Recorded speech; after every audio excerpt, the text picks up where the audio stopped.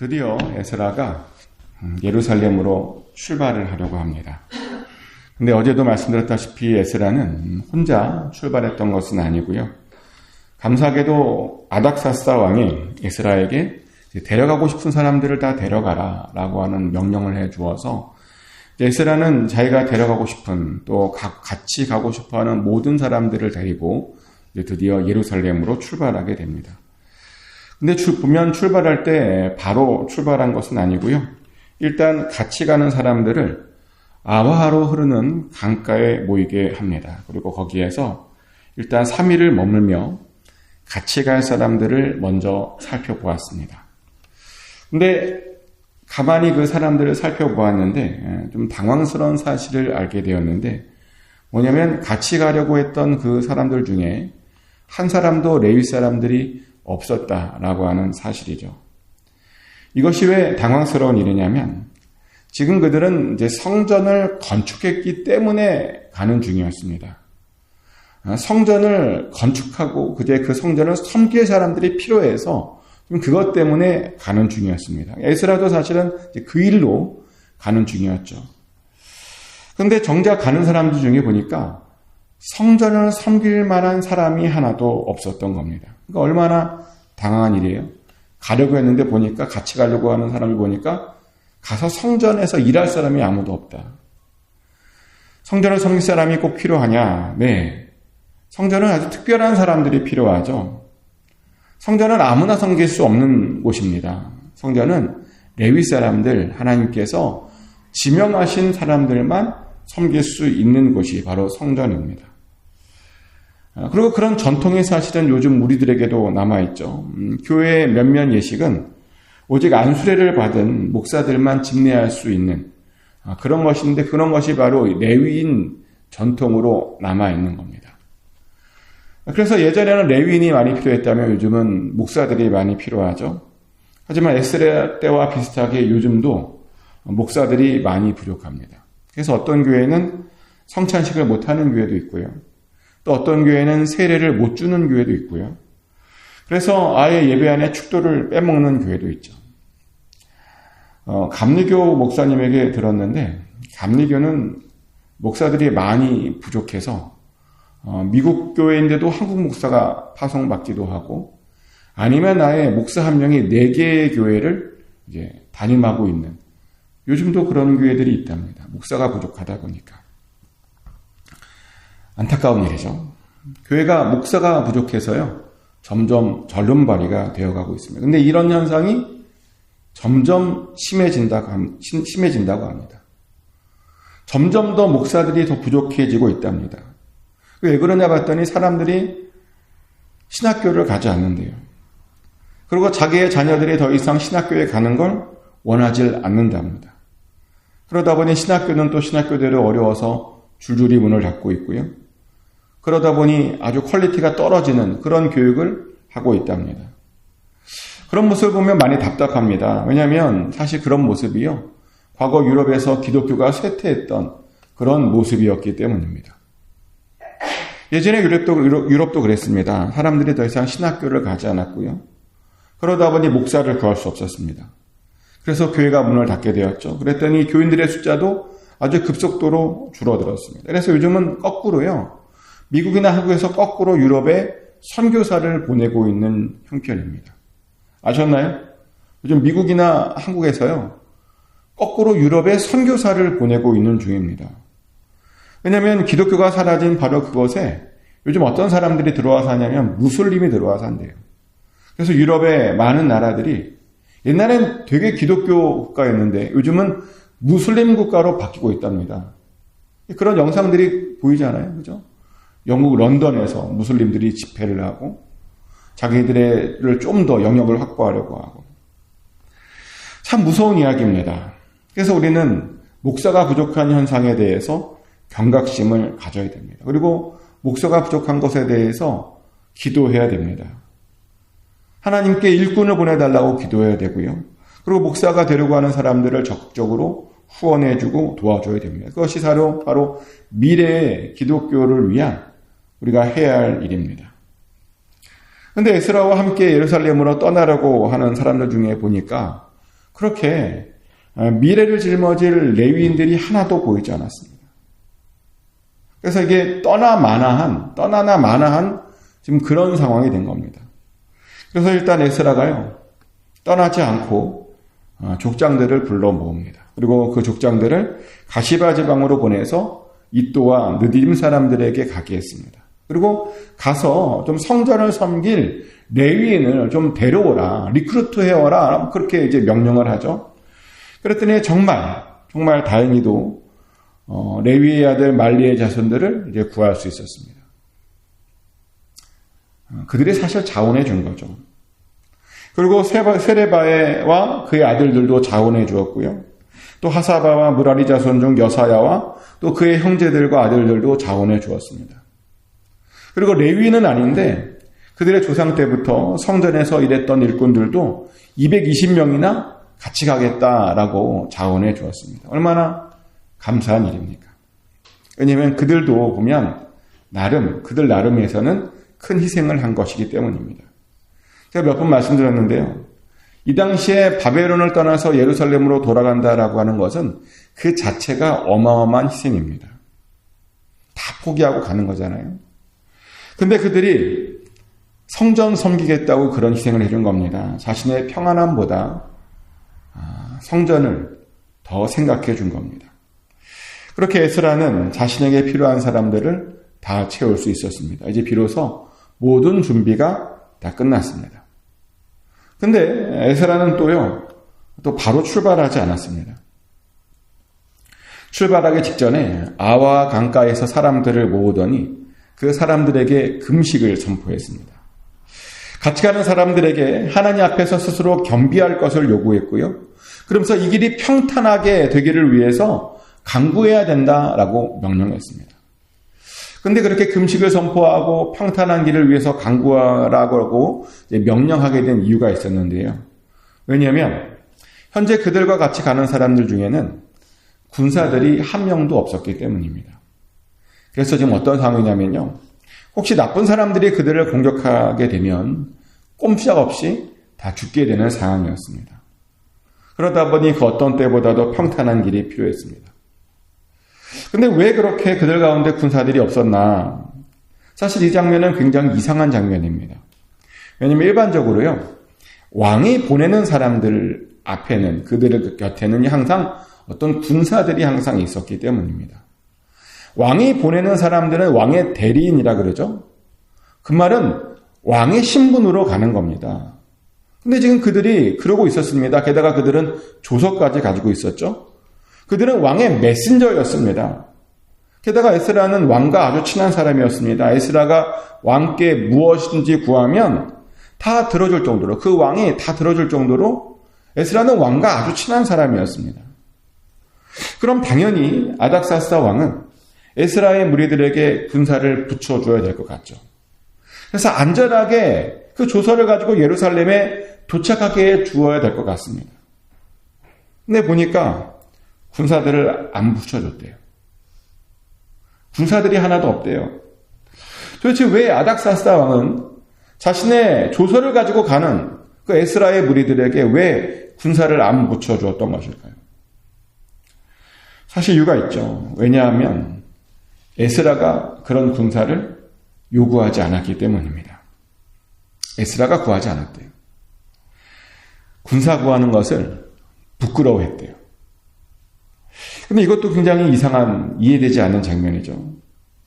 왜냐하면 아무리 부끄럽다 그래도 그렇지, 지금 이 길은 바사 제국에서부터 예루살렘으로까지 가는 길은요, 절대로 평탄한 길이 아닙니다. 도적들이 많은 길입니다.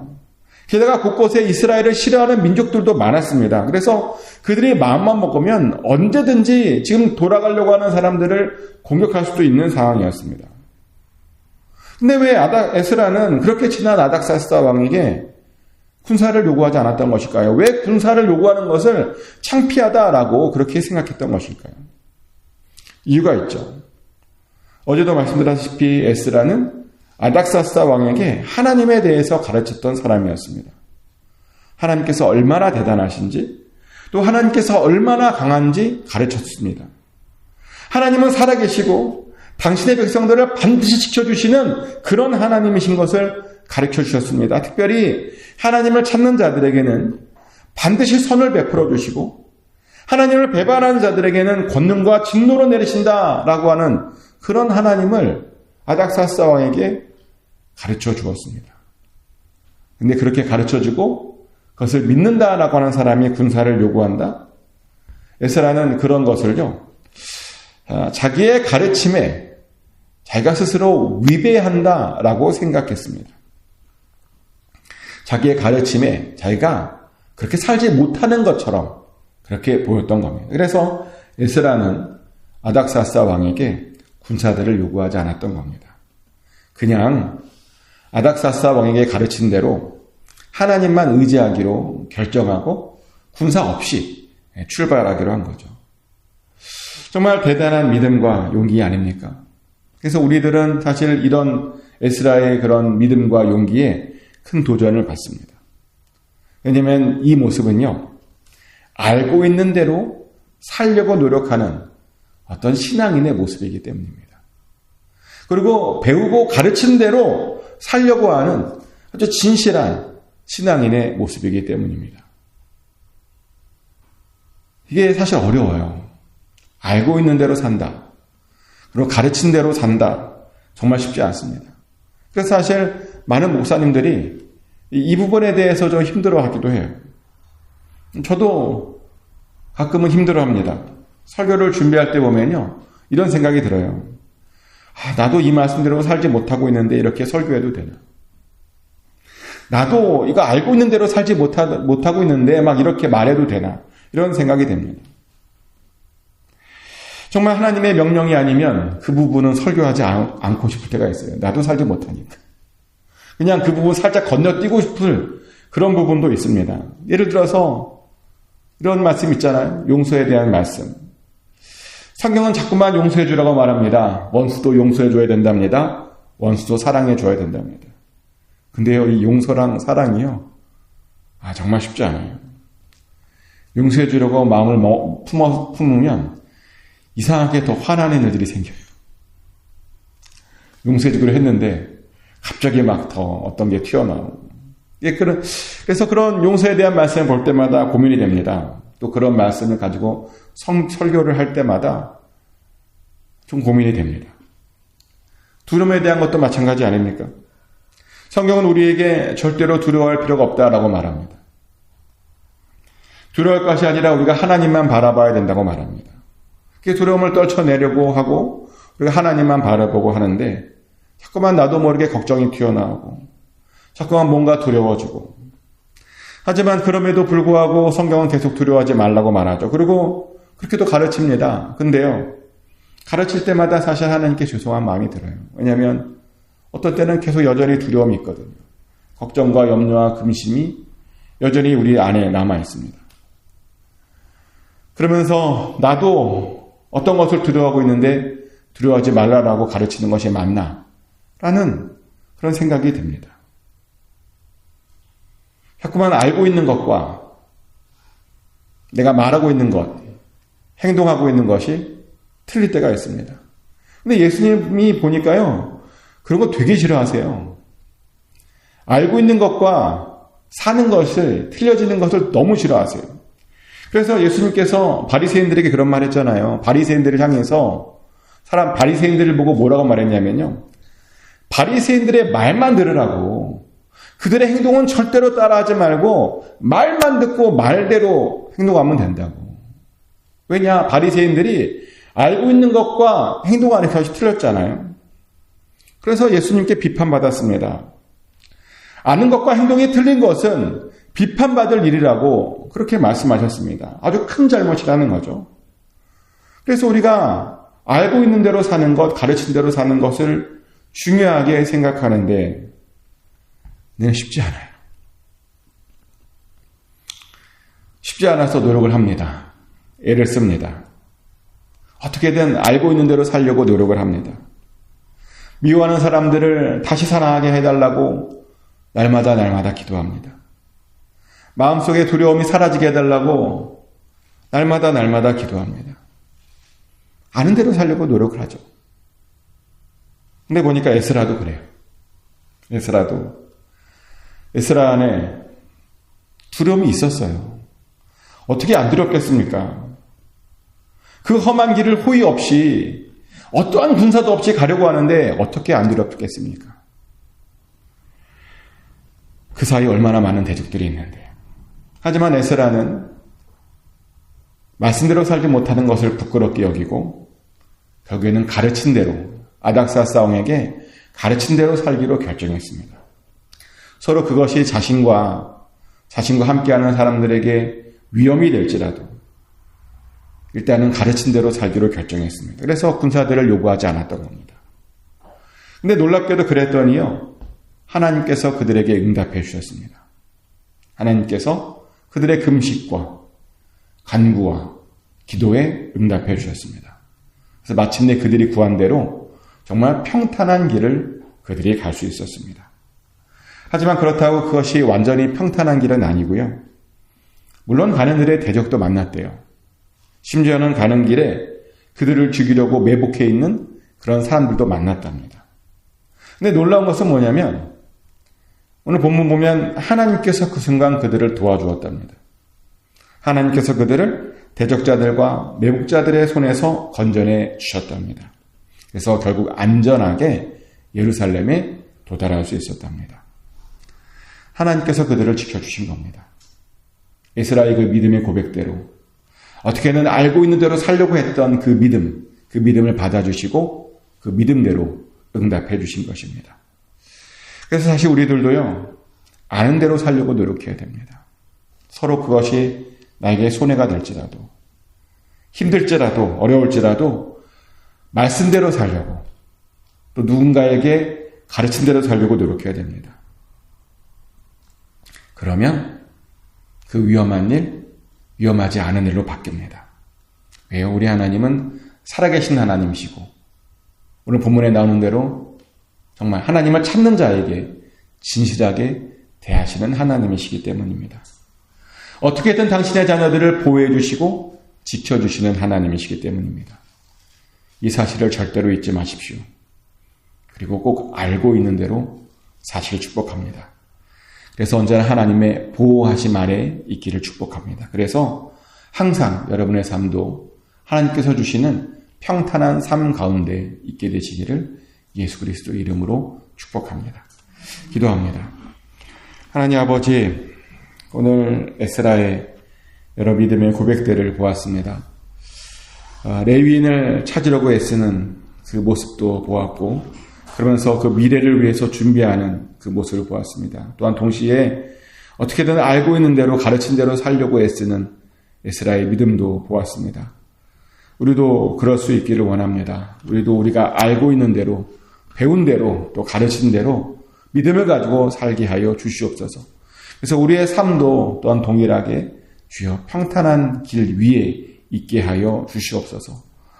우리의 대적들과 우리를 위해서 매복하고 있는 사람들의 머리를 밟을 수 있는 우리가 되게 하여 주시고 반드시 승리하게 하여 주시옵소서. 그래서 우리 또한 마침내 평탄한 길로 아버지 그 예루살렘에 도착하게 하여 주시옵소서. 하나님께서 이끌어 주시는 그 예루살렘에 우리도 반드시 안전하게 도달하게 하여 주시옵소서. 우리를 그렇게 인도하여 주실 줄 믿습니다. 모든 것 맡겨드리며 살아계신 예수 그리스도 이름으로 간절히 기도드렸습니다. 아멘. 주기도문으로 올려드립니다. 하늘에 계신 우리 아버지, 아버지의 이름을 거룩하게 하시며 아버지의 나라가 오게 하시며 아버지의 뜻이 하늘에서와 같이 땅에서도 이루어지게 하소서. 오늘 우리에게 일용할 양식을 주시고 우리가 우리에게 잘못한 사람을 용서해 준 것 같이 우리 죄를 용서하여 주시고 우리를 시험에 빠지지 않게 하시고 악에서 구하소서. 나라와 권능과 영광이 영원히 아버지의 것입니다. 아멘.